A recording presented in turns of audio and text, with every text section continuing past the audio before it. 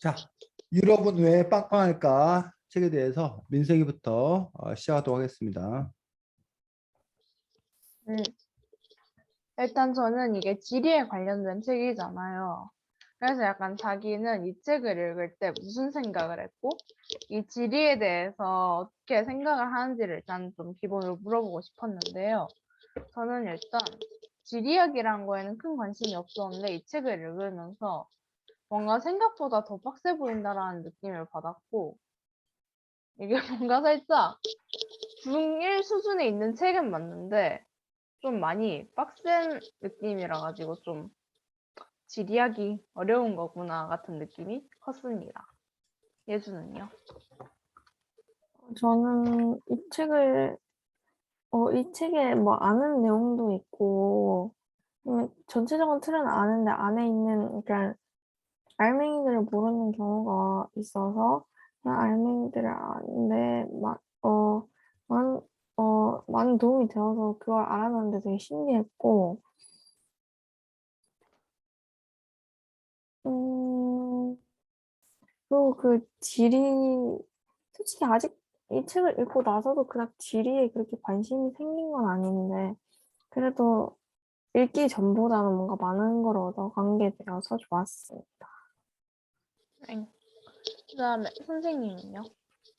저는 개인으로는 그 고1 때 처음 지리라는 과목이 이제 별도 교과서로 중학교 때까지면 사회라는 과목이었었는데 고등학교 하니까 이제 지리라는 과목이 한국 지리, 세계 지리에서 따로 이렇게 지리라는 과목이 있었는데 우리 고1 담임 쌤이 지리 쌤이었었는데 너무 무서운 쌤이어가지고 그 공포에 휘말렸던 그런 부분들. 그래서 공부를 열심히 할 수밖에 없었던. 안 하면 맞으니까. 뭐 그랬던 기억이 있는데 지리라는 과목을 별로 좋아하지 않았습니다. 뭐 외우는 것도 많고 그리고 아 선생님 개인으로는 그 공간 감각이 떨어져가지고 길을 잘 못 찾고 그래서 이런 그 지리에 대해서 그 선생님 산에 가면은 어떤 분들은 막 저기는 무슨 봉 저기는 무슨 봉 뭐 이렇게 아는 막 다 얘기를 하는데 저는 전혀 그런 걸 몰라가지고 맞아. 사실은 지리에 대해서 좀 이렇게 낯설고 어려운 어떤 그런 입장입니다. 근데 개인으로는 어쨌든 유럽은 왜 빵빵할까 이 책이 아주 좋아하는 스타일의 책입니다. 그 이유는 아, 내가 궁금해하던 것들 또는 그런 부분에 대해서 어쨌든 이렇게 명확하게 풀어서 이렇게 알려줘서 이해할 수 있게끔 이게 이렇게 된 거구나라고 이해할 수 있게끔 알려주는다는 점에서 이 책이 상당히 흥미롭고 첫 번째. 두 번째로는 그 시대상을 반영해서 이렇게 좀 흥미롭게 접근했다는 점도 마음에 들었고, 어, 세 번째로는 이 책의 저자의 그 관점, 생각 이런 부분들이 동의하는 부분들이 많아서 마음에 들었고, 요 세 가지는 마음에 들었고, 한 가지 그 아쉬운 점은 어, 안에 다루고 있는 내용이 너무 많아가지고 읽을 때는 알겠는데 그래서 꼭 기억해서 내가 어디 가서 막 너 이런 거 알아? 막 뭐 자랑질하고 싶은데 너무 많아가지고 금세 잊어버린다는 점. 그래갖고 별로 이렇게 기억이 안 돼서 진짜 정말 이렇게 밑줄 그으면서 외워갖고 자랑질하고 싶은 그런 마음이 있긴 하지만 현실에서는 그건 잘 안 되는 뭐 그런 여러 가지 마음이 들었습니다. 네. 네. 그 다음에는 여기 여러 가지 지리 이야기들이 있는데 내가 가장 인상 깊었던 그런 주 내용을 물어보고 싶었는데 일단 저는 여기에서 그 한반도는 호랑이일까 토끼일까랑 그 어디냐 베이징은 동계올림픽을 무사히 치를까 이 두 챕터가 굉장히 인상 깊었는데 일단 한반도는 호랑이일까 토끼일까 해서 일단 저희는 학교에서 약간 한반도는 호랑이의 모양을 닮았다 이렇게 누워있는 그런 내용을 많이 들었는데 일본이 약간 토끼를 닮았다 약간 토끼를 닮았다 이런 말을 했다는 주장을 일단 처음 들어봐서 신기했고 이 책의 저자가 한 한반도는 사실 토끼 모양도 호랑이 모양도 아니다라는 게 굉장히 인상 깊었던 점이 솔직히 말하면 호랑이가 누워있는 모습 이 그린 걸 보면은 굉장히 오 이거 말 된다 할 만했는데 이 저자 말에는 약간 반감도 살짝 생기는 그런 일이 있어서 인상 깊었고요. 그다음에 동계올림픽 이야기는 저희가 2달 전에 동계올림픽이 진짜로 있었잖아요. 일단 그게 생각나면서 인상이 굉장히 깊었고 여기에서 잘 못 치른 그런 이유를 조목조목 약간 스무고개 이야기를 하면서 잘 설명을 한 것 같아서 좋았던 것 같습니다. 네. 예주는요? 인상 깊은 챕터 얘기하는 거 맞죠? 네. 저는 그 5장에 27번 나는 어디에서 왔을까가 인상 깊었는데, 왜냐하면 그, 전 예전에 어디서 읽은 책으로도 알고 있었는데, 아프리카 대륙에서 두 남녀가, 그 두 남녀를 시작으로 계속 이렇게 대가 이어왔던 거잖아요. 근데 이 챕터를 읽으면서 만약에 이 두 사람이 자식을 낳지 않았으면 지금의 인류도 없었던 걸까 싶고, 그리고 음, 또 음, 그거 읽으면서 또 그 자손들이 각각 다른 대륙에 가서 그런 각각 다른 기후에 적응해 가면서 산다는 산다는 것을 이렇게 사람은 적응의 동물이라고 그 기후에 적응해 가면서 사는 것을 얻었을 때 굉장히 인상이 깊었습니다. 네. 선생님은요? 저는 그 11단원 사바나의 동물은 왜 대이동을 할까? 그다음에 12단원 적도의 봄이 있을까라는 그 단원에서 어쨌든 제가 잘 알지 못하는 아프리카 쪽과 그다음에 남아메리카 쪽 그리고 여행 가고 싶은데 아직 못 가본 곳이기 때문에 일단 그래서 흥미로웠고 그다음에 그 몇 분가 아예 그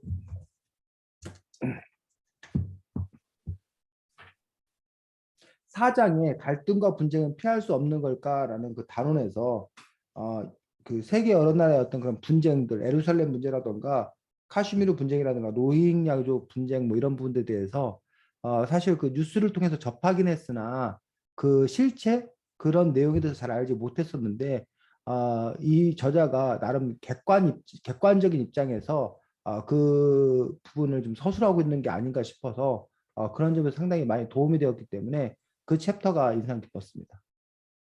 네. 저는 이걸로 마치겠습니다. 네, 아, 수고했습니다. 잠깐만요.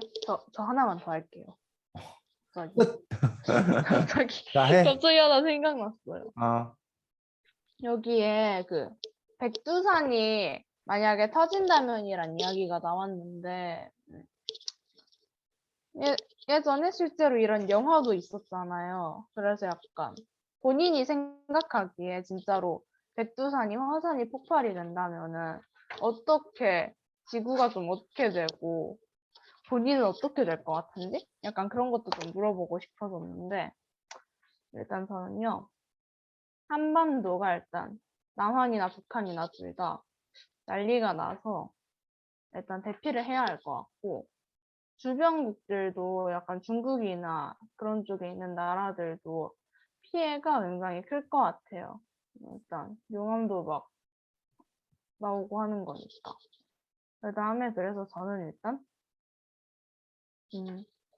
최소한 한동안은 한국이 굉장히 살기 어려워질 수도 있겠다 싶어요. 예주는요? 음, 일단 백두산이 터지면 그 일단 중국과 북한은 당연히 피해를 많이 받겠고 그 마그마가 한반도까지 와서 한반도까지 내려와서 우리나라에도 피해를 줄 수 있다고 생각을 해요. 그래서 저 대한민국 중에서도 저 이쪽 경기도나 강원도 이쪽 지방 굉장히 위험이 클 거라고 생각을 해서 그쪽 사람들은 많이 대피를 해야 된다고 생각을 합니다. 네. 선생님은요? 근데 저도 뭐 백두산이 폭발한다고 해서 우리 그 지금 현재 우리가 살고 있는 대전이나 이런 곳에 직접적인 영향을 미치지는 않는다고 생각합니다. 다만 이제 그 뭐 폭발했을 때 화산재라든가 이게 뒤덮이기 때문에 뭐 항공 같은 것들이 이제 뭐 뜨지 못한다던가 그러한 부분에서 이제 혼란이 있지만 그 기간이 뭐 이렇게 뭐 길어야 뭐 이렇게 몇 주 정도일 거기 때문에 뭐 생존의 문제는 아닐 거라고 생각이 드는데 다만 이제 그 백두산 인근 지역 같은 경우는 큰 직접적인 큰 피해를 입을 가능성이 크다라고 뭐 생각이 듭니다. 그래서 과거에 그 아이슬란드인가 어쨌든 그쪽에서 한번 그 화산 폭발 뭐 비슷한 것도 있어가지고 그때 그 화산재 때문에 전 세계 그 항로가 좀 이렇게 일시적으로 좀 이렇게 차질을 빚는 어떤 그런 부분도 있었는데 요즘은 그 세계화 시대이기 때문에 그런 점에서 이제 영향은 있지만 과연 직접적인 영향이 얼마나 클까라는 부분들에 대해서는 뭐 물론 뭐 다른 나라에서 있는 거에 비해서는 크지만 직접적인 영향은 상대적으로 덜하지 않을까라고 생각은 해서 그렇게 공포를 갖지는 않습니다. 개인으로는. 뭐 물론 이제 백두산 폭발을 되게 공포스럽게 다룬 영화들도 있고 그래서 막 하지만 특별히 생각하진 않고 그리고 백두산 폭발이 과연 뭐 이렇게 막 근실내에 일어날 건가라는 부분들에 대해서도 그렇게 근실내에 일어나지는 않지 않겠나라고 개인으로는 생각하는데 뭐 잘 모르겠습니다. 네, 이걸로 마치겠습니다. 네, 수고했습니다. 음, 하면 또 할 거라고 얘기할 거지. 아니요. 네, 예주. 할 거 없어요. 음, 16단원 베이징은 동계올림픽을 무사히 치를까 해서 이 책은 18년도인가 19년도에 발행이 된 건데 이 책에서는 22년 동계올림픽을 얘기를 하고 있잖아요. 그래서 이 작가는 이때 중국의 베이징이 성공할 거다, 성공하지 못할 거다라는 예측도 못했겠죠. 어, 어, 그래서 이 베이징이 중국에서 미세먼지도 많이 일어나고 그래서 이제 글쓴이가 말하는 스모그 같은 것도 일어나고 하는데 어, 이제 과연 그래서 이런 것들이나 아니면 다른 것들에 의해서 본인은 그 22년 동계 베이징 올림픽이 성공을 했다고 생각을 하는지 뭐 되게 궁금했습니다. 일단 저는 딱히 성공했다고 말하기도 애매하고 실패를 했다고 말하기도 애매할 것 같은 게 왜냐면 그 뭐냐 19년도 말에서 20년도부터 코로나가 시행이 돼서 그때부터 중국에 공장을 못 돌렸잖아요. 그래서 미세먼지도 일어날 틈이 없었을 테고 그래서 스모그나 미세먼지로 올림픽을 중단하기에는 무리는 없었던 것 같은데 근데 지금 그 뭐냐 2달 전에 한 동계올림픽을 보면 편법 판정이나 아니면 그런 것들로 그런 것들로 인해서 완전히 성공했다고 볼 수는 없을 것 같아요. 근데 이거 외에는 특별한 큰 일 없이 막 개막식까지 잘 끝낸 게 저는 뭐 실패를 하지도 않았던 거라고 생각을 합니다. 인성이 얘기해주세요.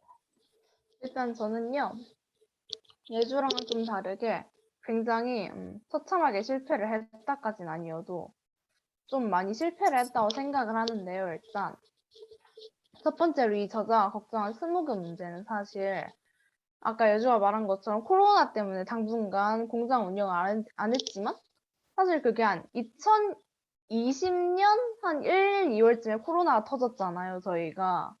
그래서 2020년 동안 거의 공장 운행을 안 했겠지만 2021년, 2022년 초에는 아마 공장 운영을 했을 거라서 스모그가 예전만큼은 아니어도 어느 정도는 있었을 것 같고 그게 아니더라도 사실 아까 예주가 말한 것처럼 편파 판정 그게 아니어도 약간 베이징의 그런 기후가 애초에 얼음이 잘 나지 못하는데 거의 다 인공눈을 사용했다. 그런 뉴스랑 그것 때문에 선수들이 다쳤다는 내용도 봤거든요.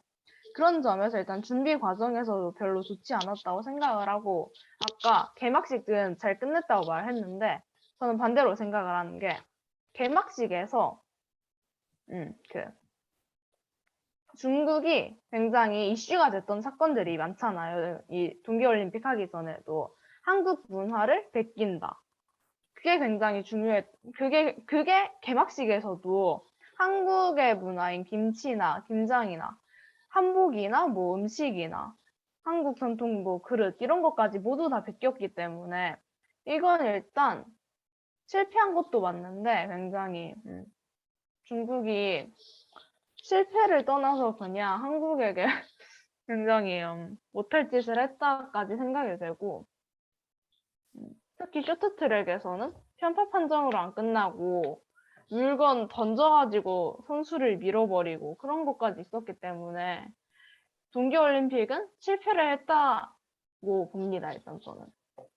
네, 좋은 의견이었습니다. 네, 선생님 말해주세요. 저는 사실은 동계올림픽 기간 동안에 집에 뭐 TV가 없기도 하거니와 일부러 뭘 찾아서 본 것도 없어가지고 그냥 뉴스 기사에 나온 거 정도만 잠깐 봐가지고 사실은 동계올림픽에 대해서 뭐 이렇게 저렇게 얘기할 아, 것 자체가 별로 없는 어떤 그런 상황이고 코로나19 그러니까 이 저자가 책을 쓸 때만 해도 코로나19가 없었기 때문에 이 저자는 그 당시에 이제 이른바 스모그 걱정을 많이 했던 대기 질을 걱정을 많이 했던 그런 부분도 볼 수가 있는데 코로나19로 인해서 뭐 공장도 제대로 가동이 안 되고 또 사람들이 많이 이제 그 오가질 않다 보니까 그러다 보니까 이제 상대적 그래서 이제 중국의 코로나19 덕분에 우리나라 그 미세먼지가 많이 해결됐다. 그러니까 우리나라 미세먼지가 요인이 두 가지인데 하나는 중국에서 불어오는 그 부분들이 한 요인이 있고 또 한 요인은 우리나라 국내에서 발생하는 요인들이 있는데 어쨌든 외부 요인으로 오는 것들도 많이 차단되고 우리나라 내에서도 어쨌든 활동이 좀 적어지면서 미세먼지가 없어져서 많이 좋아졌다. 근데 이제 중국이 지금은 다시 이제 그 코로나19가 좀 다시 이제 좀 문제가 되면서 뭐 상하이나 이런 데를 다시 봉쇄하고 있다고 하는데 상대적으로 중국은 일찍 그 코로나19가 좀 진정 국면에 있었기 때문에 그 이후에 다시 이제 경제 활동이 시작되면서 다시 이제 그 미세먼지가 온 또 그런 상황이 벌어졌다는 걸 알고 있습니다. 근데 이제 중국하고 우리나라하고 다른 점이 중국은 좀 이렇게 국가주의가 강한 나라라서 공산당 정권이 그 붙잡고 있는 그 나라라서 강력하게 그 국민들을 통제할 수 있는 그래서 뭐 자동차 뭐 못 다니게 자동차 뭐 타고 다니지 마 뭐 이런 식으로 하면은 그게 먹히는 우리나라 같은 경우는 국민들이 막 국가가 그렇게 한다고 해도 국민들의 저항이나 반발이 거세가지고 좀 문제가 될 수 있는 일들도 중국에서는 아직까지도 그 일사불란하게 진행되는 그런 부분들 때문에 사실 이 책의 저자가 걱정하는 부분들은 중국이 어떻게든 해결했을 거다. 그 진행하는 동안에 라는 어떤 그런 부분들 볼 수 있는데 뭐 실질적으로 코로나19 그 올림픽 기간 동안에 뭐 미세먼지나 이런 걸로 인해서 곤혹스러운 그런 상황들은 없었고 다만 이제 오히려 코로나19로 인해서 많은 사람들이 오히려 와서 잔치를 즐겨야 되는 그런 부분들인데 최소한의 인원들만 입장을 시킨다던가 뭐 이런 식으로 했기 때문에 원래 그 올림픽의 그 축제다운 잔치다운 어떤 그런 면모는 보이지 보이지 못했지 않았나 싶어서 하지만 뭐 코로나19라는 상황에도 불구하고 동계올림픽을 치렀다는 점에서는 또 이제 뭐 그럭저럭 별 문제 없이 치른 거 아니냐 해서 그 기준을 뭐에다 놓고 보냐에 따라서 그 평가는 달라질 거라고 생각합니다. 민성이 의견에 대해서 이제 뭐 저는 개인적으로 입장을 갖고 있는 건 아니지만 민성 입장에 대해서 반론을 제기하는 사람도 있기 때문에 그 반론을 소개를 하도록 하겠습니다. 그래서 민성의 입장은 우리나라 사람들이 되게 많이 분노하는 것들이 아까 말했듯이 한복이라든가 뭐 이런 것들이 아이템전. 중국이 뺏어갔다 뭐 이런 것들을 얘기하는 그래서 우리가 분노하는 그런 분위기가 있었는데 그거에 대해서 이제 반론을 제기하는 쪽에서는 뭐냐면 중국이 한족 외에 여러 그 소수민족들로 이루어져 있는데 그 중에 이제 조선족들도 중국 엄연한 중국의 한 그 뭐야 민족인 거고 그래서 그 올림픽 그 과정 안에서 김치나 뭐 이런 그 뭐야 한복만을 전면에 내세우고 그걸 한 게 아니라 여러 다양한 문화를 그 중국 내 여러 다양한 문화를 소개하는 과정들 속에서 한복도 그 중에 하나로 소개한 것이기 때문에 한복을 우리 대한민국 사람만 입는 것이 아니라 북한도 입고 조선족도 입고 하기 때문에 그 한복이 우리만의 문화다라고 얘기하는 것들은 오히려 우리가 너무 이렇게 민족주의적으로 접근하고 있는 것 아닌가라는 어떤 그런 부분에서 그거를 다른 식으로 이해를 해야 된다. 그거 가지고 괜히 중국과 시비 걸 필요가 없다라는 식의 반론도 있었던 걸로 제가 기억을 해서 그래서 이제 이른바 그 중국이 그 중화주의라고 해서 중국 민족 우선주의라는 것들도 비판을 당연히 해야 되겠지만 반면에 우리나라 역시 이른바 한국이 최고야라든가 한국 민족주의라든가 민족주의를 너무 이렇게 강조해서 우리 것 하고 그래서 이제 그것들이 충돌하고 그 배척하고 이런 부분들은 좀 문제가 있을 수 있지 않나라는 생각들을 갖고 있는 사람도 있다고 알고 있습니다. 그래서 뭐 그런 부분에 대해서 이제 각자 이제 자신은 민족주의 입장을 더 지지하고 더 그 강조할 것인지 아니면 자기는 그 부분보다는 보편주의, 세계주의 이런 입장에 쓸 것인지는 또 이제 사람들마다 다른 입장일 거라고 생각합니다. 네. 선생님이 한 얘기에 대해서 뭐 반론이라던가 더 할 얘기 있으면 해도 된다고 생각해요. 해도 되고. 사실 소수민족 있고 그러니까 조선족 있고 한 것까지 사실 맞긴 맞거든요. 근데 생각을 해보면은 일단 2021년 뭐 그때 중국이 계속 저희 나라 문화를 약간 소수민족 문화다까지는 이해를 해요. 왜냐면 사실 그 소수민족 거기 조선족이랑 우리는 사실 같은 핏줄은 맞으니까. 그런데 이게 그 전에도 계속 한국 문화를 약간 조선족의 문화다가 아니라 그냥 중국 전체의 문화다 같은 느낌으로 계속 우리나라 문화를 자기네 거라 우기는 듯한 행동이 많았고 이번에도 계속 막 유기그릇으로 시작해가지고 삼계탕, 김치, 김장하는 모습까지 거의 모든 한국의 문화들이 거기에 가 있는 가 있는 게 이건 중국 문화를 소개해야지 어떤 나라가 도대체 올림픽 개막식에서 자기 나라 전체가 아니라 일부 소수민족만의 문화를 소개하냐라는 생각도 같이 있기 때문에 이거는 그냥 우리나라 문화를 조선족 일부만이 아니라 전체의 문화로 그냥 가져가고 싶어 한다라는 판단도 내릴 수 있어 보였어요. 저 같은 경우는 개막식을 보지를 못했기 때문에 그 정도가 지금 민석이가 얘기했듯이 이른바 한족, 그 중국의 대부분을 차지하고 있는 한족의 문화를 소개하지 않은 상태 속에서 김치나 뭐 이런 아까 막 유기그릇이나 뭐 이런 것, 한복이나 이런 것들을 전면에 내세운 건지 아니면 한족 문화나 다른 다른 그 소수민족들의 문화도 소개하는 가운데 하나로 나온 것인지 그거에 따라서 일단 판단은 달라질 거라고 일단 생각이 들고 그다음에 두 번째로 얘기하고 싶은 건 뭐냐면 우리나라가 일본과의 관계도 마찬가지인데 우리나라 중국과의 관계라는 부분들에서 한국과 중국이 자꾸 이렇게 마찰을 빚을 만한 요소들만 뽑아가지고 자꾸 그 민족 감정을 불러일으켜가지고 서로 그 사이가 안 좋게 혐한 중국의 입장에서는 한국을 싫어하는 사람들의 목소리를 키워주고 우리 입장에서는 혐중 중국을 혐오하는 어떤 그런 부분들의 목소리도 키워주고 하는 어떤 그런 움직임이 있고 일본에 대해서도 마찬가지고 그렇게 갈 것이냐 아니면 중국과 우리나라가 이른바 친중, 친한 한국과 중국이 서로 사이좋게 잘 지내자는 쪽에서 서로를 배려하고 서로를 잘 하자는 그런 부분들이 있을 건데 과연 그게 전체적인 분위기인 건가 아니면 일부 있는 어떤 그런 사실들만을 뽑아서 방송을 함으로써 언론에서 다뤄줌으로 인해서 마치 전체가 그런 것인 양 오해하고 있지는 않는 건가라는 부분에서 우리가 앞으로 중국을 바라볼 때 중국과 함께 그 공존해야 될 어떤 그런 대상인 건가 아니면 싸워서 우리가 뭘 이겨야 될 대상인 건가 뭐 등등 그런 그 중국을 어떻게 바라볼 것이냐 또 일본을 어떻게 바라볼 것이냐에 따라서 그 입장은 좀 달라질 수도 있을 거라는 생각도 같이 합니다. 네.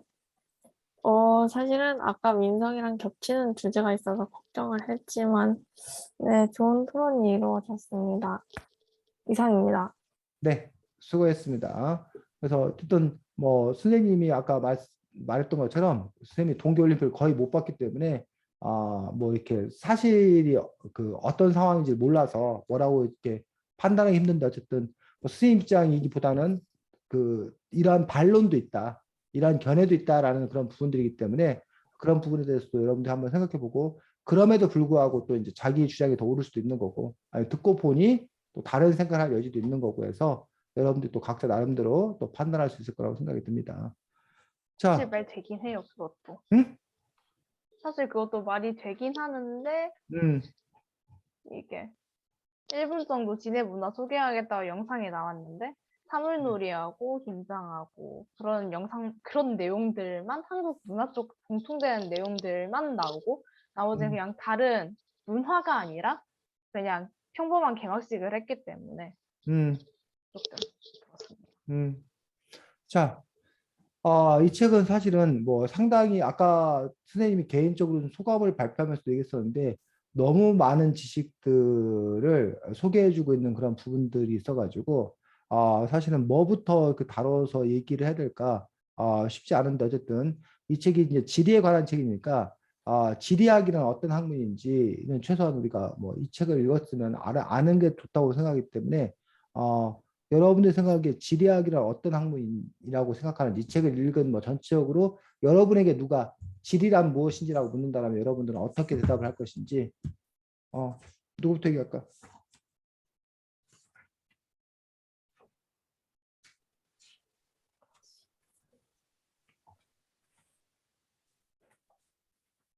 지리학이란 여러분들 보기 순간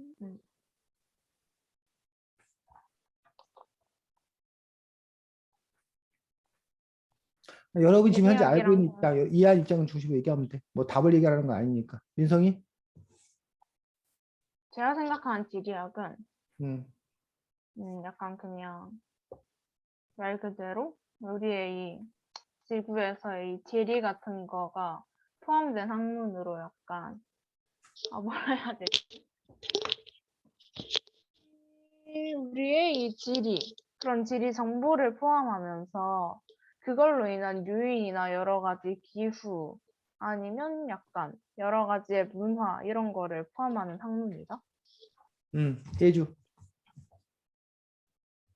저도 비슷한데, 우리나라의 우리나라에 지구에서 지구 위에서 일어나는 일들, 뭐, 기후나 아니면, 그런 땅의 움직임, 그런 거를 정해놓은 학문, 그런 거를 지리학이라고 생각합니다. 자, 17쪽에 보면 밑에서 둘째 줄에 여러분이 잘 모르는 단어가 나옵니다. 17쪽 밑에서 둘째 줄. 17쪽 밑에서 둘째 줄. 수리적 위치를 보면 아, 한반도는 중위도에 있어서 어쩌고 여기서 여러분이 잘 모르는 단어가 뭐야? 수리적 수리적 위치요. 위치. 수리적 위치. 선생님 찾아봤어. 선생님도 사실 수리적 위치가 잘 몰라가지고 찾아봤어. 그러니까 수리적 위치는 알아? 뭔지? 몰라요. 그냥, 수리적 위치는 위도와 경도. 위도 경도는 알지? 네, 지구를 이렇게 빗금 이렇게 모눈금이라고 그러나 어쨌든 가로 세로로 나누어서 그 좌표를 설정한 그 부분들을 수리적 위치라고 해서 변하지 않는 절대적 위치. 그 수리적 위치에 따라서 기후도 다르고 그 주변의 어떤 그런 관계도 다르고 그로 인해서 발생되는 여러 가지 것들에 관해서 연구한 학문. 그것들이 바로 뭐다? 지리다라고 얘기할 수 있는 거지. 그러니까 그곳에 생긴 땅의 생김새부터 시작을 해서 단지 그 지리가 땅의 생김새뿐만 아니라 기후 날씨를 포함하고 그뿐만 아니라 주변과의 어떤 그런 관계들 이런 것들을 통해서 그곳에 사는 사람들을 이해하려고 노력하는 학문. 그것들이 바로 뭐다? 지리다라고 얘기할 수 있는 거예요. 그래서 이 책의 그 관점은 그 지리가 우리 인간의 삶에 아주 많은 영향을 끼친다. 그러니까 왜 이런 일이 벌어졌어? 라는 걸 설명할 때 뭘로 설명할 수 있다는 거야? 그곳에 처한 지리, 상황을 바탕으로 우리 인간의 일들, 벌어지는 일들을 설명할 수 있다고 보는 거야. 그리고 그렇게 설명하려고 노력하는 거야. 지금 선생님 설명이 좀 이해가 가나? 그러니까 우리가 설명할 수 있는 그 부분들이 여러 가지야. 사람과 사람 사이의 관계를 갖고 설명할 수 있는 거고, 과학 물리의 법칙을 갖고 설명할 수 있는 거고, 그 학문들은 제각각 자기 나름대로의 고유의 방식으로 설명을 하려고 그래. 이 세상에서 벌어진 일들을. 근데 이 지리학은 특별히 그곳의 위치, 그것이 위치하고 있기 때문에 생겨나는 문제들. 아까 말했던 날씨라던가 아니면 지형이라던가 아니면 그것이 따로 있는 게 아니라 관계 속에서 위치하고 있는 거기 때문에 그런 것들을 통해서 이 세상을 이해하려고 노력하는 어떤 그런 학문들, 이런 것들 우리가 지리라고 얘기할 수 있는 부분이라고 볼 수가 있습니다. 그래서 우리가 살고 있는 곳이 어디야? 대한민국. 대한민국. 우리가 그 대한민국이 국가 이름이고, 우리가 이제 살고 있는 것도 우리가 보통 뭐라 불러? 지리적으로 뭐라 불러? 한반도. 한반도. 한반도라 불러. 한반도. 근데 왜 한반도야? 반도가 이렇게 툭 튀어나와 있는 그렇지. 건데. 반도가 툭 튀어나와 있는 이른바 삼면이 바다로 둘러싸여 있는 것도 우리가 한반도라고 얘기를 해. 그러다 보니까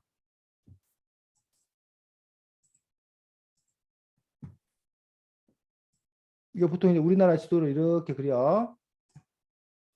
이렇게. 그래서 여기가 뭐고? 독도랑 울릉도. 독도랑 울릉도 이렇게 크게 그려?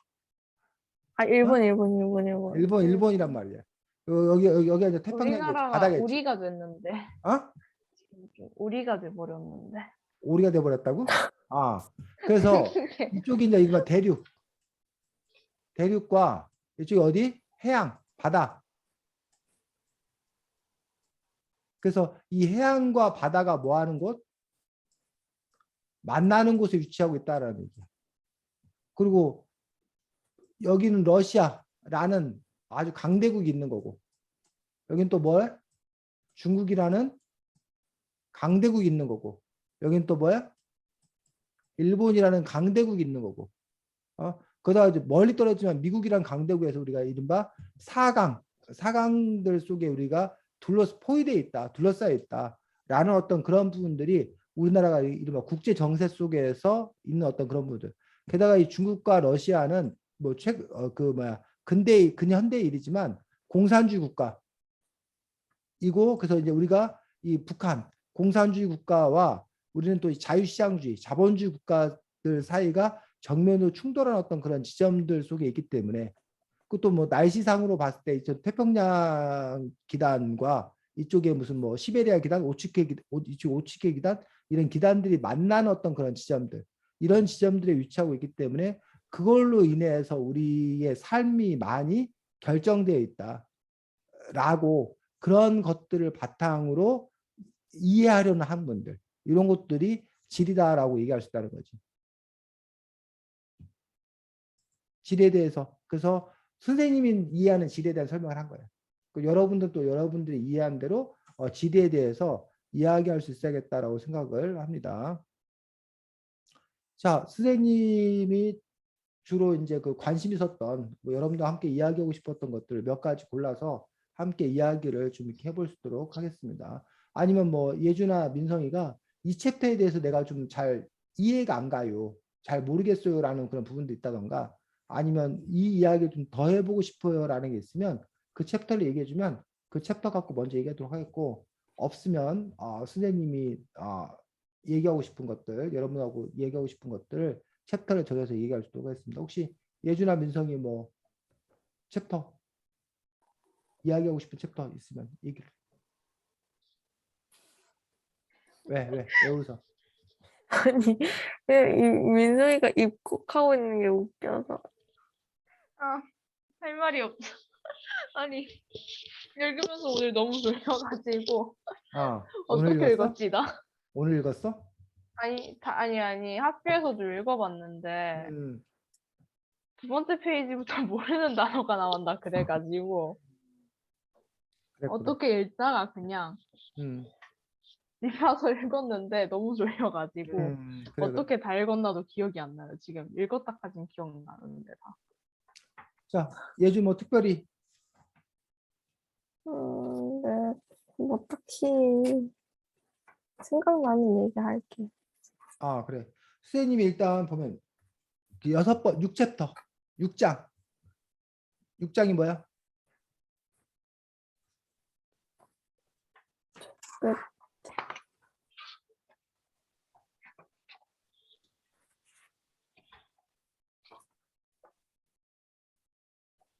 6장. 남극 대륙의 주인은 그렇지. 남국 대륙의 주인은 누구라는 어떤 그런 챕터인 것들을 볼 수가 있습니다. 남국 대륙의 주인은 있다 없다? 응? 있다 없다? 없다. 없다. 그동안에 우리는 그 쌤이 이 챕터에 대해서 관심을 갖는 건 도대체 주인이 누가 주인인가? 지금 현재 우리들의 주인은 누가 주인일까? 응? 어? 네? 그러니까 우리가 응. 보통 주인이라고 그러잖아. 누가 주인인 거야? 나가. 세상에 여기는 내 땅이다. 여긴 내가 주인이다라고 할 수 있는 이유가 뭐라고 생각해? 내가 우리 민족이 예전부터 여기 살았다. 먼저 차지했다. 그럼 남극 주인은 펭귄 아니에요? 두 번째, 먼저 차지했다가 주인이야. 두 번째, 뭐가 또 주인일까? 그러니까 먼저 차지한 사람이 주인이었어. 근데 지금 보면 먼저 차지한 우리가 사람이 후손이 뺏어갔다. 주인이 아닌 경우도 있어. 두 번째는 또 어떤 경우가 주인이야? 주인이 바뀐 경우가. 어, 전쟁 한 판 했다. 그래서 힘센 우리가 놈이지, 이겼다. 힘센 놈이. 싸워서 뺏은 놈이 주인이야. 그렇잖아. 세 번째는 근데 우리나라 여러분 집은 유물이 싸워서 거기 뺏은 게 있다. 아니잖아. 먼저 차지한 것도 아니잖아. 근데 여러분 집 주인이 왜 여러분이야? 내가 샀으니까. 샀으니까 돈 주고 사서. 우리들이 현재 네. 생각하는 주인은 포탈 이렇게 세 가지라는 거야. 먼저 발견하거나, 내가 산 먼저 거야. 찜하거나, 싸워서 뺏었거나, 아니면 돈 주고 샀거나 이런 게 주인이었다는 거야. 그런데 옛날에는 과연 그럼 주인이 있었을까? 그러니까 지금은 우리가 정착하고 이러면서 주인이라는 그런 개념이 생겨난 거야. 근데 떠돌이 생활할 때는 여기가 내 땅이다라고 얘기하는 게 별 의미가 없다는 거지. 그리고 그 뭐라고 해야 되나 가치가 있는 것은 사람들이 갖고 싶어해. 근데 여러분들 길가에 돌멩이 보고 주인이라고 서로 싸워 안 싸워? 안 싸우잖아. 왜? 길가에 돌멩이 뭐 하니까 필요 없으니까 안 싸우잖아. 그래서 소중한 거는 서로 갖겠다고 싸워. 필요 쓸모 있는 없는 건 것은. 절대 안 싸워. 근데 그렇지 않은 거는 뭐 싸우지 않는 어떤 그런 부분들. 그래서 남계 대륙의 주인에서 이 책에 보면은 2048년까지는 남국은 서로 공유하기로 하고 그다음에 연구 기지를 세워가지고 연구하고 있는 어떤 그런 걸 볼 수 있는데 이 책에서는 그 뼈 때리는 얘기가 나와. 연구 기지를 세운 이유 두 가지. 첫 번째 이유 왜? 뭘까? 연구 기지를 세운 이유. 우리나라도 거기에 뭐 세종기지하고 장보고기지인가 뭐 이렇게 기지를 두 나중에 개를 남극을 나눌 때를 대비하는. 뭐라고? 나중에 남극 대륙을 나눌 때를 대비하는. 그렇지. 그건 두 번째야 사실은. 근데 지금 겉으로는 그렇게 얘기 안 해. 지금 겉으로는 뭐라고 얘기해? 왜 남극에 연구기지를 세웠어? 말 그대로 뭐 하려고? 연구하려고. 순수하게 남극을 연구하려고 라고 사람들이 명분을 내세웠지만 그 안에 들어있는 이면에는 민성이 얘기했듯이 나중에 2048년이 끝난 다음에 협약이 끝난 다음에 남극은 누구의 것인 건가를 할 때 바로 우리가 연구기지를 세워서 거기 쉽게 말하면 밥상 차릴 때 숟가락을 놓은 거야. 그 나중에 그것이 내 것임을 뭐하기 위해서 이야기하기 위해서 그런 부분에서 남극 대륙의 주인은 누구인 건가? 달의 주인은 누굴 것 같아, 예주야? 다른 중이요? 달. 저 달이나 화성의 주인. 없지 않을까요? 민서가 누굴 것 같아? 달이나 화성의 주인은? 모르고 그냥 우주로 칩시다. 어? 우주. 그 달과 화성의 주인이 과연 존재할 수 있는 건가? 라는 부분들에 대해서 그러면 먼저 간 사람이 찜한 사람이 주인이 돼야 되는 건가? 라는 부분에서 과연 주인이란 무엇인 건가라는 부분에 대해서 선생님은 뭐 답이 있는 건 아니지만 다시 한번 생각하게 된 그런 부분들이 있었기 때문에 이 남극 대륙의 주인은 누구인 건가라는 부분들이 다른 부분들에 비해서 흥미로웠던 부분이었습니다. 자, 7장도 흥미로웠습니다. 7장은 이 책의 제목이기도 한데 뭐야? 유럽은 왜 빵빵할까? 유럽은 왜 빵빵할까요? 라고 되어 있는데 특별히 이 사람이 알고 쓴 건 아니지만 유럽은 왜 빵빵할까요? 라는 부분들이 요즘에 특별히 더 흥미롭다고 생각합니다. 최근에. 왜? 최근에 지금 가장 큰 뉴스가 뭐야? 어떤 뉴스요? 세계적으로 제일 큰 뉴스가 뭐야? 음, 우크라이나는 아니고 러시아와 우크라이나의 전쟁이야. 뭐 러시아의 우크라이나 침공이야. 근데 왜 쌤이 지금 요 유럽은 왜 빵빵할까라고 얘기하면서 러시아 우크라이나 침공에 대해서 얘기하는 걸까?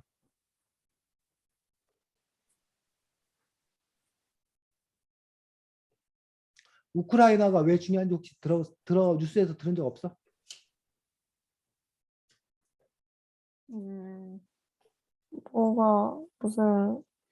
뭐가 많다고 하던데. 우크라이나가 그 밀 생산지야, 밀. 그래서 우크라이나가 별명 유럽의 빵이야.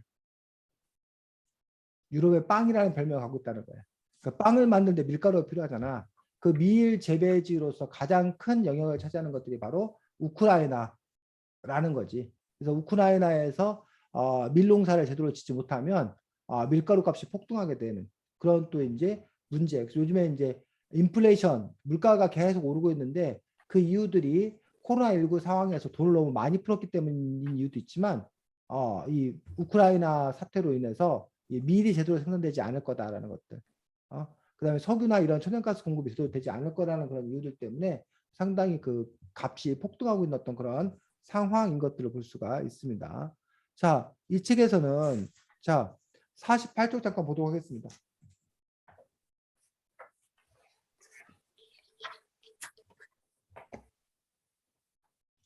48쪽에 이게 두 번째 문단 거의 끝부분인데 이게 둘, 넷, 여섯, 여덟, 아홉, 열째 줄, 아홉째 줄 중간에 하지만이라고 써 있는 부분 찾았니? 네. 그거 예주가 한번 읽어보자. 아니야. 하지만 이곳의 기후는 사회 제도만큼 좋지는 않다. 이게 뭔 말이야? 서한해양성 이게 뭔 말이야? 하지만 이곳은 사회 제도만큼 좋지는 않다. 뭔 말이야? 영국의 사회 제도가 좋다는 민성이. 근데 사회 제도만큼이면 비교하는 것 같은데. 거기서 만약에 여러분들이 좋지는 않다 해서 는자를 빼버리면 어떻게 될까? 는자를 빼버리면. 좋다. 하지만 이곳의 기후는 사회 제도만큼 좋지 않다. 이렇게 되면 어떻게 될까? 사회 제도도 안 좋았다고. 사회 제도도 안 좋고 기후도 안 좋다는 게 된다는 거예요. 근데 근데 여기 좋지는 사회 않다라고 제도는 하면 괜찮은데 기후는 별로다. 그렇지. 사회 제도는 좋은데 기후는 별로다라는 게 되는 거예요. 그래서 이 는이라는 게 이제 우리가 말하는 대조 보도사라고 얘기를 해요. 대조 보도사. 그래서 우리가 예주 보고 예주 안경은 이쁘네 이러면 예주가 기분이 좋아 나빠? 뭔 말이야 그게? 예주 안경은 이쁘네 이게 뭔 말이야 이게? 이해주 못생겼고 이해주 안경 예쁘다는 뜻인가요? 설마 선생님? 민성이 아주 와, 어떻게 시크하게. 그러세요? 와, 대박. 자, 그래서 안경은 이쁘다는 거는 지금 민성이가 말한 대로 안경만 이쁘다는 거야. 얼굴은 못생겼다는 거야. 근데 안경도 예쁘다. 안경 예쁘다. 이런 그 보조사가 어떻게 예쁘냐에 따라 전혀 달라진 어떤 그런 부분들이 된다는 것들. 그래서 여러분들이 이런 그 우리 한국말 같은 경우가 이런 문장에서 어떻게 그 문장을 이해하냐에 따라 전혀 해석은 달라질 수 있을 거다라고 달라질 수 있습니다. 그래서 여기는 그 유럽이 왜 빵빵한 건가에 대해서 지리적으로 어떻게 설명하고 있는 거야? 유럽은 왜 이렇게 프랑스의 바게트, 독일의 브레첼, 영국의 머핀, 덴마크의 데니시 페이스리, 뭐 네덜란드의 더치 브레드, 더치 브레드가 뭔지 잘 모르겠는데 이렇게 수완해양성 기후 때문에. 왜? 그게 무슨 상관인데? 수완해양성 기후가요. 잠깐만, 저기 노트 정리해 놓은 거 있었는데. 그게 일단 전체적으로 날씨가 습하고 뭐였더라? 비가 골고루 오고 겨울에 여름, 겨울 둘 다 따뜻했었나? 그래서 그 서늘하고 그래가지고 건조한 그런 부분들 때문에 한마디로 쌀 농사를 지을 수가 없다라는 거예요. 없다. 쌀 농사는 이른바 고온 다습, 온도가 높고 습해야 되는데 여기는 고온 다습하지 않고 반대로 서늘하고 건조하다라는 얘기야. 그런 곳이 유럽이 편서풍이 부는 곳에 위치해 있고 지리적으로 그러다 보니 쌀 농사를 지을 수 없고 대신 뭘 지을 수밖에 없었다는 거야? 밀 농사를 지을 수밖에 없다는 거야. 그리고 목초지 풀밭에서 소를 키울 수밖에 없었다는 거야. 그러니까 이 사람들이 결국 뭐 밀로 만든 빵과 소로 만든 고기를 먹을 수밖에 없었다. 그래서 그런 그 식문화는 이런 지리적 위치에 기인한 거다라고 설명하고 있다는 거지. 이해가? 네. 이런 식으로 이 책은 왜 그 사람들은 우리처럼 밥을 안 먹고 빵을 먹지? 라는 부분에서 빵이 좋아서 먹나 보지. 이게 아니라 이런 것들이 결국 그 사람들이 어떤 곳에 살았냐, 그 지리적 위치와 환경이 어떠하냐에 따라서 그렇게 될 수밖에 없었다는 부분들, 그 부분들에 대해서 설명하고 있는 것들을 볼 수 있습니다. 그러면서 여러분들이 이제 게다가 이제 그 북서유럽의 땅이 박토라고 해서 그 척박한 땅이라는 뜻이 척박한 땅, 그 기름진 땅이 아니라 그러다 보니까 잘 자라기 힘든 어떤 그런 부분들 때문에 그래서 이제 그 윤작 어느 한 곳에 계속 농사를 지을 수 없고 번갈아 가면서 농사를 짓는다거나 아니면 작물을 달리해서 농사를 지을 수밖에 없는 그런 부분이 있다라고 얘기하고 있습니다. 거기다가 이제 플러스 소금이 중요한데 그 소금이 또 이제 생산되는 그 지역적 어떤 그런 특성들 이런 것들이 결합된 결과가 빵 문화가 발달되었다라고 그렇게 설명하고 있는 것들을 볼 수가 있습니다. 그래서 여러분들 이처럼 이 책은 그 나라의 어떤 그 문화나 사회 현상을 이렇게 뭐와 연결시켜서 지리와 연결시켜서 설명하고 있는 이런 부분들이 이 책의 중요한 특성인 것들을 볼 수가 있습니다. 자, 구단원 이건 뭐야? 지중해 지역의 올리브 천국이라고. 아까 왜 유럽이 프랑스나 독일 이쪽이 왜 빵 문화가 발달할 수밖에 없었나? 근데 이제 이쪽이 지중해 그 유럽 남부 유럽 쪽이지 이탈리아나 이쪽에 그리스 쪽에 남부 유럽 쪽은 왜 그 지중해 지역인데 지중해 그 바다 연안 둘러싸고 있는데 거기는 왜 올리브 천국인가? 라는 부분들에 대해서 역시 지리적 관점에서 설명하고 있다는 거야. 어떻게 설명하고 있어?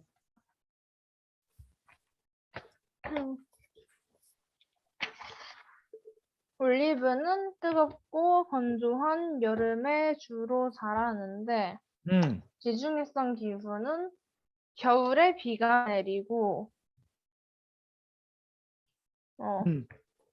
여름에는 건조하고 고온건조한 그런 기후가 있기 때문에 올리브가 잘 그렇지. 자란다. 그럼 왜 여름에 고온 건조하냐는 얘기지.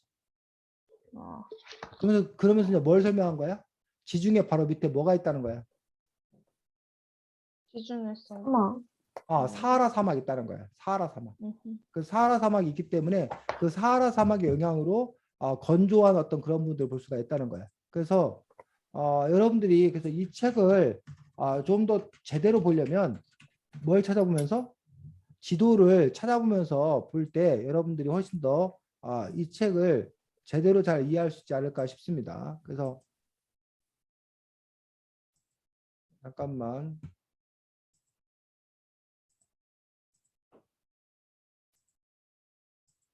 요게 이제 그 세계 지도인데 여기가 이제 지중해라는 거야. 보이니?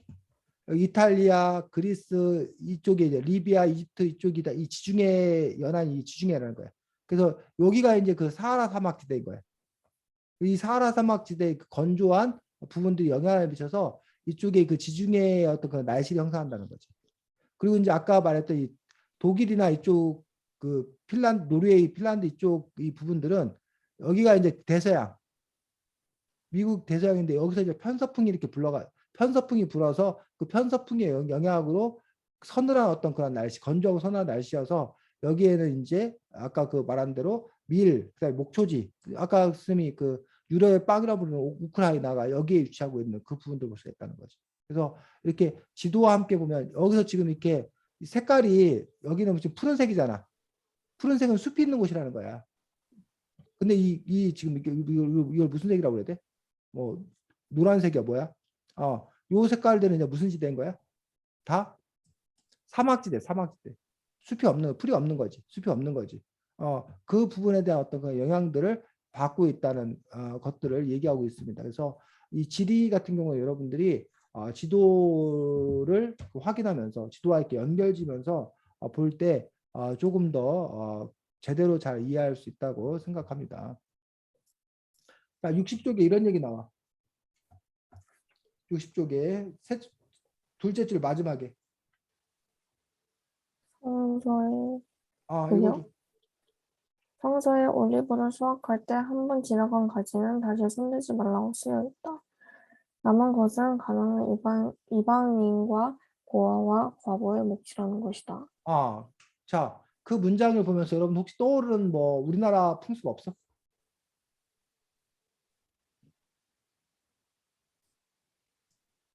우리나라에 혹시 가을에 감 딸 때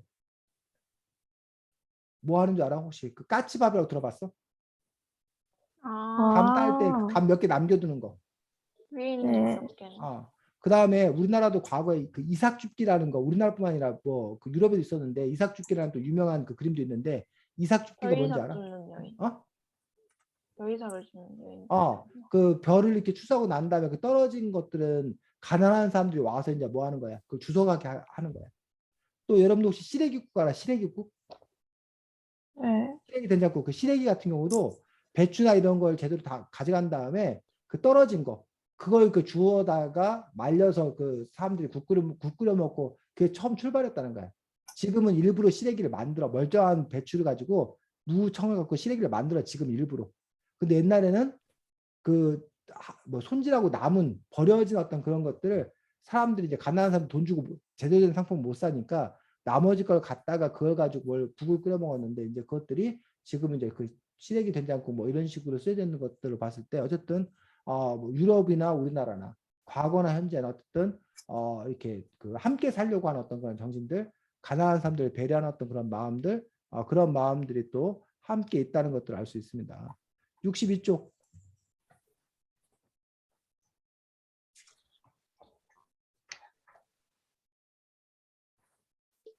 밑에서 여섯째 줄.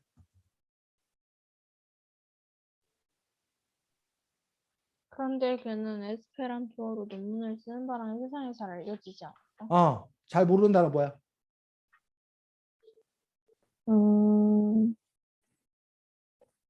다 알아? 네? 민서 읽은 안, 모르는 단어 있지 않아? 뭐 모른다라기보다는 어, 이게 어느 나라 좀, 말인지 모른다. 어. 네, 자, 무슨 나라지? 그냥 에스페란토는 어느 나라 말이 아니야. 에스페란토는 뭐냐면 영어, 독일어, 뭐 프랑스어 다 다르잖아. 그래서 몇몇 사람들이 모아서 이렇게 언어가 다르니까 힘들다. 그 세계 공통의 언어를 만들자. 라고 해서 만들어진 언어가 에스페란토라는 언어예요. 그런데 성공해서 실패했어? 실패, 실패했어. 실패하니까 우리가 에스페란토를 모르잖아. 그래서 만국 공통어로서 에스페란토를 사용하자는 어떤 그런 캠페인 운동이 좀 있었던 거야. 근데 정작 많은 사람들이 호응하지 않았기 때문에 에스페란토가 우리에게 낯선 어떤 그런 부분이 되고 세계에서 제일 많이 쓰여지고 있는 언어는 뭐야? 영어, 영어지. 영어가 왜 제일 많이 쓰여지고 있을까? 영어를 강대국이니까 쓰고 일단 미국이. 응? 뭐라고? 왜 사람들은 영어를 제일 많이 쓸까? 전 세계적으로. 영어를 주로 쓰는 영국이랑 미국이 강대국이. 그렇지. 영국과 미국이 강대국이라서. 영국과 미국이 힘이 세서. 그래서 우리나라가 힘이 세면 많은 나라 사람들이 한국어를 배우려고 할 거고, 그럼 여러분들이 굳이 뭐야? 영어니 중권이 배우려고 애쓸 필요가 없을 거고, 그냥 한국어 하는 영어는 거 하나만 배워야 갖고도 가서 먹고 살 수가 있는 거야. 지금 미국 사람들이 그렇잖아. 미국 사람들이 태어나서 그냥 영어를 하는 거잖아, 그냥. 근데 그 영어 하는 거 하나 가지고 우리나라 와가지고 무슨 그 학원 선생님이라던가 학교에서 뭐 그 오너민 강사 이런 거 해서 월급 받고 여행하고 살다가 몇 년 있다가 또 저기 하면 저기 뭐야 필리핀 가서 필리핀은 안 되겠다. 그 나라 영어니까 또 다른 뭐 미얀마 가서 뭐 다른 나라 가가지고 이렇게 전 세계를 이렇게 여행하는 사람도 있어 실제로. 그 사람이 뭐 특별히 직업 뭐 이렇게 공부를 잘했거나 뭐 한 것도 아닌데 그 영어 한다는 이유 하나만으로 그 전 세계를 여행하면서 사는 거야. 그 나라 가서 오너민 그 강사하면서 중간중간에 시간 내서 여행하고 또 몇 년 지나면 또 다 가고 이런 것들이 가능하고 최근 들어서는 우리 한국이 국제적 위상이 높아지면서 베트남 이런 데 같은 경우는 한국어를 배우려는 학생들이 되게 많다는 거야. 그래서 이제 거기 가가지고 베트남 사람들한테 한국어를 가르치는 거 가지고서 이제 생활이 가능한 뭐 그런 부분들. BTS 덕분에 한국어를 배우려는 사람들이 많아가지고 한국어를 잘하는 거 하나만 갖고도 다른 나라 가서 이렇게 할 수 있는 어떤 그런 부분도 볼 수 있는데 영어권이 바로 그 부분들을 볼 수가 있습니다. 그 부분들이 생각나서 봤던 거고. 자, 68쪽 보겠습니다.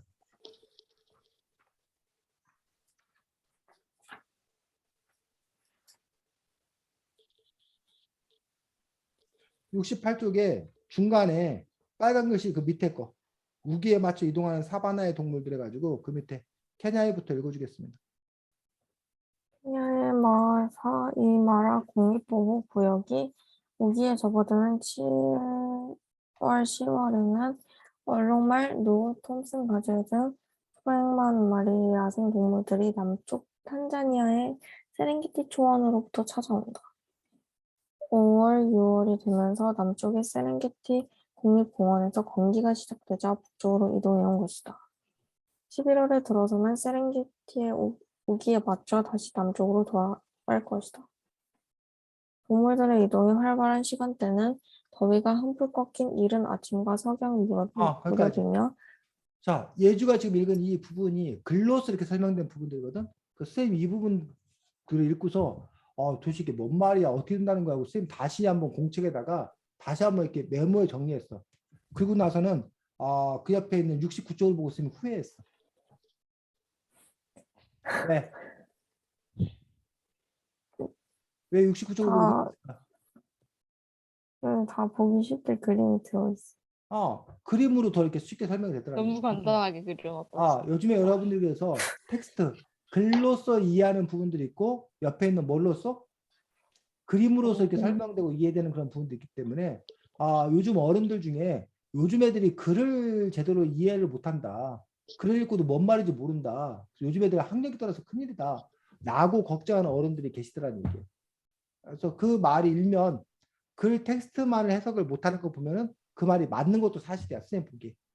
근데 이제 문제는 글로 해석을 못하는 대신 이렇게 뭘로 그림으로 해석을 할 수 있으면 또는 동영상을 보고 해석을 잘할 수 있으면 그럼 괜찮은 거 아니냐고 생각이 드는 거죠. 선생님이 이제 근데 가끔 모든 수능 문제는 다 글로 나오잖아. 그렇지 이제 그게 문제지.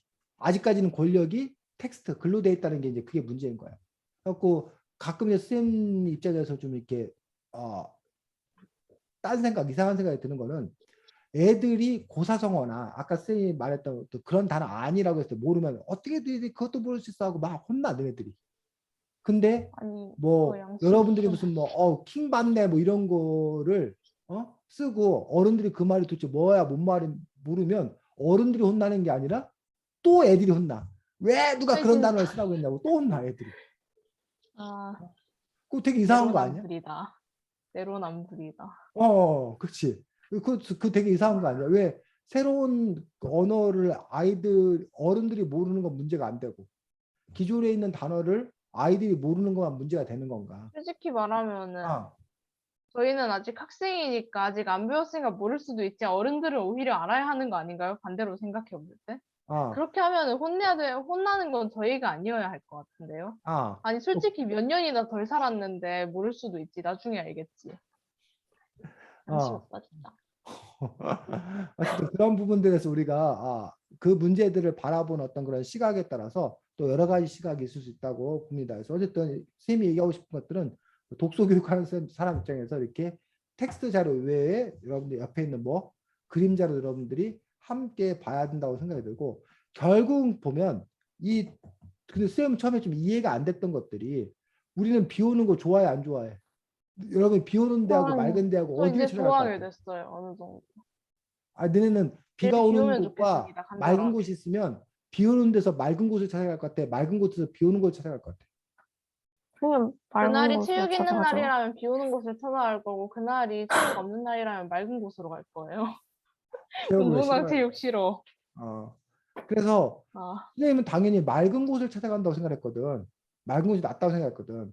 근데 이 비 오는 곳 동물들은 좋아하는 사람도 있어요. 맑은 곳을 찾아가는 게 아니라 뭘 찾아가는 거야? 비 오는 곳. 우기를 찾아, 우기를. 건기를 찾아가는 게 아니라. 왜 우기를 찾아간다는 거야?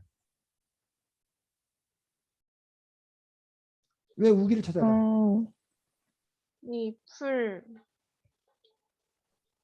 건기에 풀도 마르고 물도 마르고. 그렇지. 우기가 되어야 풀들이 자라서 먹을 거리가 있는 거야. 건기에는 먹을 거리가 없어지고 물 찾기도 힘들고 그렇기 때문에 건기를 피해서 우기 쪽으로 이렇게 이동해 가는 어떤 그런 부분들을 볼 수가 있다는 거지. 그래서 이제 이러한 동물들의 이동이나 이런 것들도 결국은 그런 지리적 그곳이 어떤 지리에 위치하고 있느냐, 그 다음에 어떤 날씨냐라는 부분들에 따라서 그런 동물들의 어떤 그런 삶의 모습도 달라질 수밖에 없다라고 이 책은 지금 설명하고 있는 것도 볼 수 있다는 거죠. 그래서 이 책은 전체적으로 다 이런 식의 어떤 그런 구조들을 이루고 있는 것들을 볼 수가 있습니다. 자, 다음 주에 여러분들이 글쓰기를 할 텐데 일단은 그 우리 예주 그 마무리 지어서 뭐 발표하는 거 하나에다가 이번 주 과제는 여러분들이 설명하는 글을 하나 쓸 겁니다. 뭘 쓸 거라고? 설명하는 거. 그래서 이 책처럼 여기 그 질문이 뭐 유럽은행 빵빵할까? 장마철이 사라지는 걸까? 지중해 줄기 올리브 천국이라고 이렇게 질문에 대해서 그 답을 찾잖아. 설명을 해주잖아. 근데 이제 이 책의 구성을 보면 어떻게 되어 있냐면 먼저 그것과 관련된 흥미로운 이야기를 소개해. 관련된 흥미로운 이야기를. 그리고 그와 관련된 답을 알려줘. 근데 답만 알려주는 게 아니라 그것과 관련된 주변의 그 배경 지식도 함께 설명을 해줘. 이런 식의 구조를 택하고 있거든. 그래서 자, 지리에 관한 것일 필요는 없어. 뭐일 필요는 없다고? 지리에 관한 것일 필요는 없다고. 민석이가 예를 들면 뭐야? 왜 나는 왜 체육을 싫어하는가? 라는 체육을 제목 싫어하는 게 괜찮아. 아니에요, 저는. 뭐 아니면 체육 안 뭐 싫어요. 뭐 오해하지 마세요. 예를 들면 뭐 민석이가 뭐 어떤 선생님이 인기가 없나? 뭐 이런 식으로 너가 학생한테 수업 시간에 노래를 시키면 안 되는 이유. 사람들이 궁금해할 만한 아니 여러분이 평소에 궁금해할 만한 것들을 하나를 잡으라고. 그래서 그것과 관련돼서 여러분들이 조사를 하라고. 조사를 한 다음에 그 조사한 걸 그냥 그대로 옮겨놓는 것이 아니라 여기 나온 이 저자처럼 여러분이 그것들을 여러분의 말로 다시 풀어서 설명을 하는데 그 풀어서 설명하는 과정들 속에서 아까 말했듯이 그걸 어떻게 좀 흥미롭게 소개를 할 것인 건가. 흥미로운 에피소드를 집어넣고 거기다 플러스 하나 더 그것과 관련되어서 배경지식이 될 만한 것들을 더 많이 조사해서 함께 넣고 그래서 여러분들이 이 책에 나와 있는 것들처럼 이런 설명하는 어떤 그런 방식들 내 글들을 한번 써보자는 거죠. 그래서 주제는 뭐 괜찮아. 누가 인싸가 되는가 그것도 저 괜찮고 갑자기 쓰고 싶은 주제가 생겼어요. 뭐부터 시작을 해서 뭐 어떻게 하면 독서를 잘할 수 있는 건가? 뭐 등이라던가 아니면 뭐든지 괜찮아. 여러분이 뭐 과학에 관한 게 있으면 과학에 관한 것도 괜찮고 인문에 관한 거든지 뭐 사회에 관한 거든지 음악에 관한 거든지 뭐 연예인에 관한 거든지 그래서 여러분들 어쨌든 하나의 뭘 정하고 주제를 정하고 그 주제에 관해서 조사를 통해서 여러분이 배경지식을 쌓고 그거에 대해서 여러분의 언어로 풀어서 글을 써보는 어떤 그런 작업들 그런 작업들 한번 해보자는 거죠. 이해가? 네. 구글이나 네이버를 많이 조사를 해서 그래서 여러분의 언어화 되어서 그래서 민성이나 예주 글을 읽고 선생님이 첫 번째 흥미롭다. 두 번째 그렇구나라고 알게 되었다. 세 번째 이런 것까지 라고 배경지식을 더 쌓게 되었다. 요 세 가지 요소가 충족될 수 있도록 그런 글들을 여러분들이 한번 써보자는 거죠. 그래서 이런 글들을 쓸 수 있다라면 너네들이 앞으로 어쨌든 써야 될 글들 중에 하나가 또 그런 글들이기 때문에 또 중요한 연습이 될 거라고 생각이 듭니다. 그래서 쌤도 마찬가지야. 쌤도 어떤 글을 쓸 때 선생님의 머릿속에 있는 것 같고 글을 쓰는 게 아니야.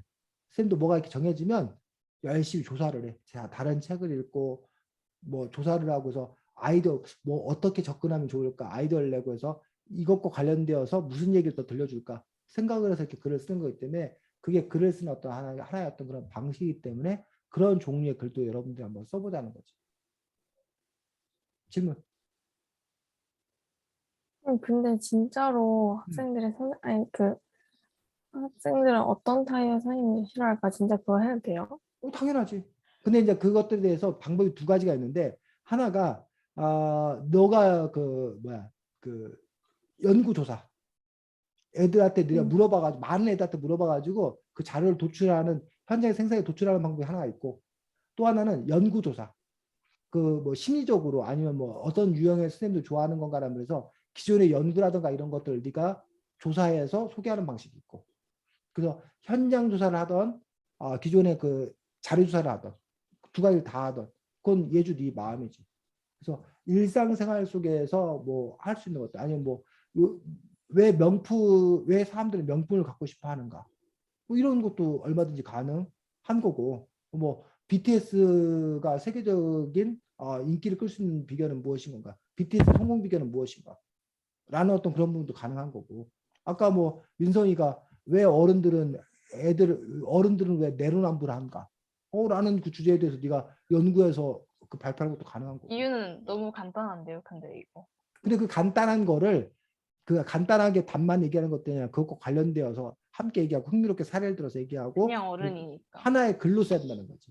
그러니까 근데 그냥 어른이니까가 아니라 그러니까 어른이라는 부분에서 그런 권력은 어디서 나오는 건가? 그것들이 바람직한가? 뭐 아이 등등 많다는 점. 그것들을 더 깊이 있게 네가 고민하고 생각해서 하나의 글을 작성해 보는 것들이 해야 될 일이라는 거지, 민성아. 됐니? 둘 다 됐어? 네. 다음 주에 또 막 쓰려고 했었는데 모르겠어 또 이러지 말고.